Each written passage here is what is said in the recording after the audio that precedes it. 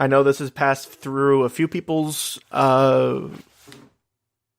news feeds as a general thing, especially if you're into YA as a writer or as a reader. It's a very easy industry to keep up on, and it's kind of dramatic. But this week, or I should say this month, was I think the big news broke on the 16th of February. The author of The Maze Runner, James Dashner, who was actually just in town really? by me doing a talk about his work. Yeah. Oh. He came in like a week or two after Maggie Stiefvater. Did you get to see her? I did not. She's so good. I know. They're just timing. For sure. But basically, the key of it is Dashner is included in a list of male writers of YA publishing, and as always, hashtag not all YA men, but a good chunk of them are on this list who have been accused of sexual misconduct by female YA writers. And obviously in these cases we don't really know a whole lot, except that it is a sort of sexual harassment against writers like Dashner, Jay Asher, David Diaz, people who have been published a few times or multiple times. Dashner, the big news for Dashner was he was recently released from his contracts by all of his publishers, Random House and Penguin and stuff. So, I think of the same thing, but they're different. I don't know. Anyway, he doesn't have his publishing gig anymore. Yeah. That's a big deal. Yeah, there's a comment alleged that, quote, the harassment and abuse from Dashner was not a one-time thing. It entailed months of manipulation, grooming, and gaslighting. So that sounds like a pretty big deal. But he's got one of those apologies but non-apologies where he's just like, I didn't know that what I was doing was wrong. Mm-hmm. So I'm sorry. And I'm like, okay. I mean, I only just heard about this, so I'm a little like, wow, that's as what happens with this, and there's other quotes there's another one by Mike Cole, who's a sci-fi author in the same group. They're sorry they got caught, but, Cole is donating money to the Time's Up Legal Defense Fund. Who knows what Dashner's going to do? They're probably going to just lay low and get published somewhere else, but... Yeah, honestly. I can't imagine it touching them all that much, especially since... I wonder what's going to happen with Dashner's movie deals. Well, the movie's thankfully just wrapped up on the Maze Runner. Oh, they did? Yeah. Oh, thank God. So, he's set for life, obviously, but... Yeah. Basically, the moral of the story between this and our shitty men in media discussion was, just be careful who you're working with. Don't, if you can, speak up. If you are someone like me, who's in a position to speak up, please speak up. It's hard please. for a lot of these women writers who, as we'll see in a little bit, are making up a huge chunk of the current talent base, especially in genre. Just say something, and don't be a shithead, guys. Yeah, men, stop doing this, guys. Yeah. Like, men you could just writing, not... Just stop being shits, please. Men are canceled. yeah. It's just... Random penguins... God, Penguin just keeps getting... keeps stepping in the shit, don't they? I mean, shit like this keeps happening, and, people were super pissed about them publishing that... What the fuck is his name? Milo Papalopoulos, whatever. I don't even give a fuck. Yeah, I have a friend who works at Penguin, or a former boss who works at Penguin, rather, and he was like, he was raging about that. It's not the same imprint that he works with, but still, he was just like, I can't believe that the place where I'm working is publishing this, and blah, blah, blah. It's... Well, yeah, the thing of it is, and the thing about, and this is the beauty of independent publishers. Yes. obviously you're never going to meet, and I will say this, you're never going to meet anyone who wants to get published in anything but a big deal, because the big deals are where the money is. Mm-hmm. But the big companies like Random House or Penguin, no, they're the same thing. They're the same thing. Are they the same thing? I'm pretty sure they're the same thing. They've all bought each other, but Houghton Mifflin or any of or Norton, all these places that publish, Amazon, they're profit driven. They're going to make money whenever they can. And they have enough money that they can afford to have a little PR nightmare once in a while, and it won't affect them at all. Yeah. So, keep that in mind when you're looking for scouting for publishers. And maybe try not to pipe publishers. Yeah, they're always looking, and keep an eye out. We'll keep an eye on them. Yeah. Okay, so now I want to throw to an interview that I did this week.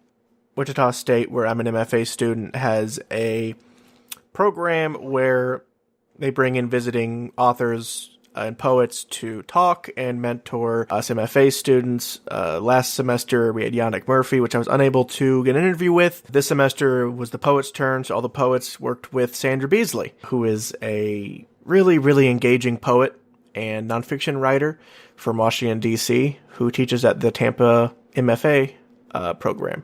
So we had a really good talk about writing, the politics in writing, how you handle yourself in your writing, and how to be a successful writer and poet even while you're working a desk job, and the alternate route that she took to get to where she is. I'm very excited to hear that. This is Sandra Beasley reading another failed poem about the Greeks from I Was the Jukebox, published by W. W. Norton. Another failed poem about the Greeks. His sword dripped blood, his helmet gleamed, he dragged a Gorgon's head behind him. As first dates go, this was problematic. He itched and fidgeted. He said, "Could I save something for you?" But I was all out of maidens bound to rocks. So I took him on a roller coaster, wedging in next to his breast-plated body in the little car. He put his arm around me, as the Greeks do. On the first dip, he laughed. On the first drop, he clutched my shoulder and screamed like a catamite. When we ratcheted to a full stop, he said, "Again."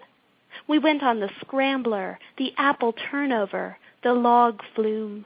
We went on the pirate ship 3 times, swooshing forward, back, upside down, and he cried, "Era!" waving his sword until the operator asked him to please keep all swords inside the car.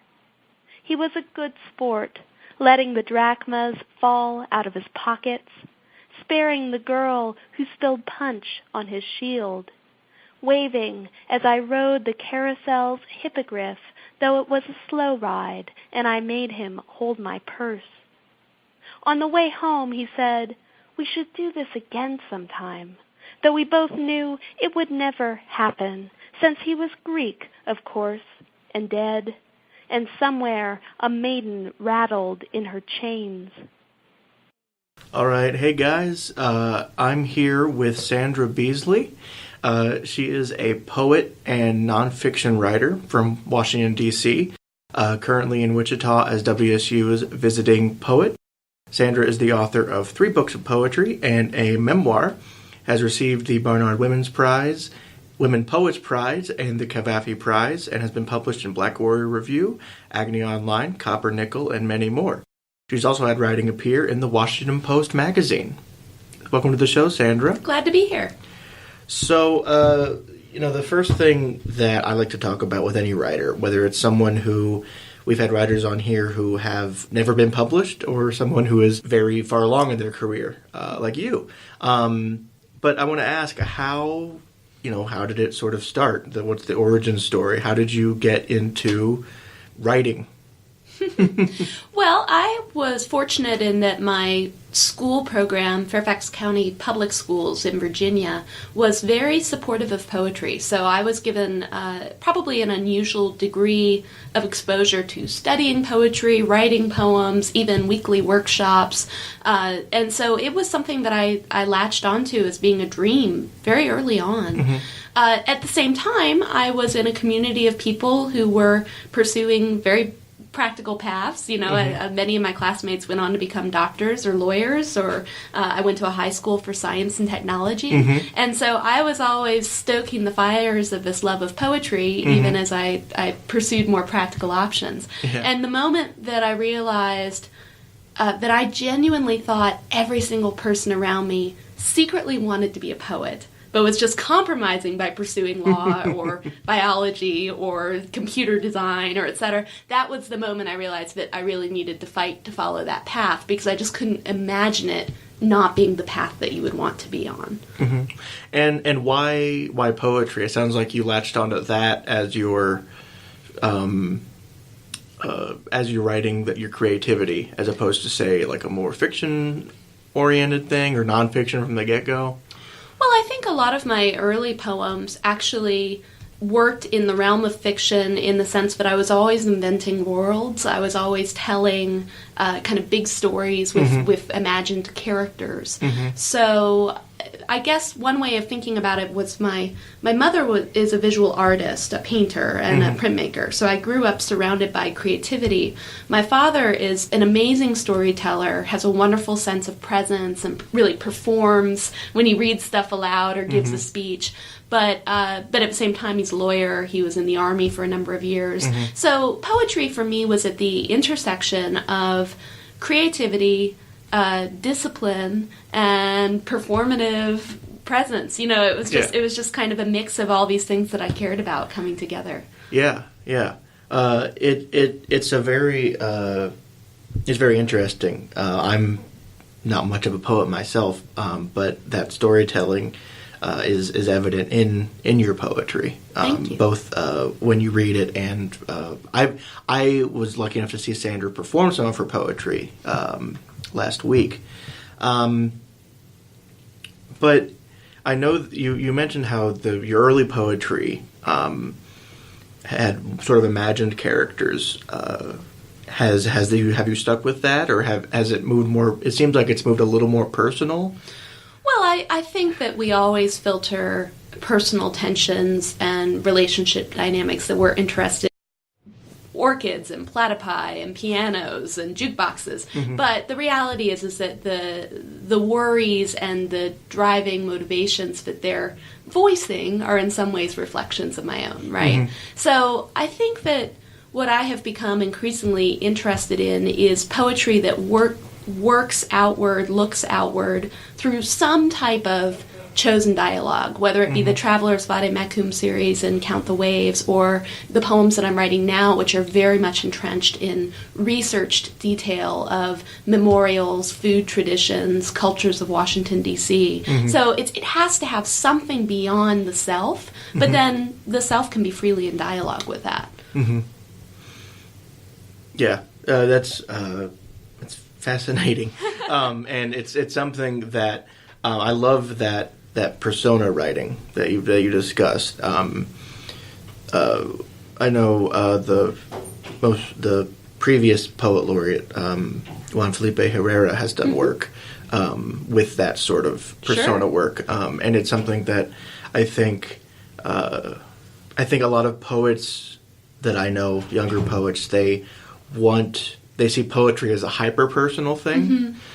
And how it's like they're all kind of confessional. Yeah. And instead of looking at that filtering that you discussed. I think that one thing is that the tradition of the confessional impulse that came out of, say, the 1960s and, mm-hmm. and 70s, and and the valuation of identity politics and the idea that the personal is always political, and that in some cases just speaking your story is mm-hmm. in a way an act of protest. Those energies have come together in this particular moment so that we have a lot of poets where the announcement of the self, and hopefully with some formal invention and some play and music, that's it. That's where they want to be. And I am so supportive of that. It's just not necessarily where my work is.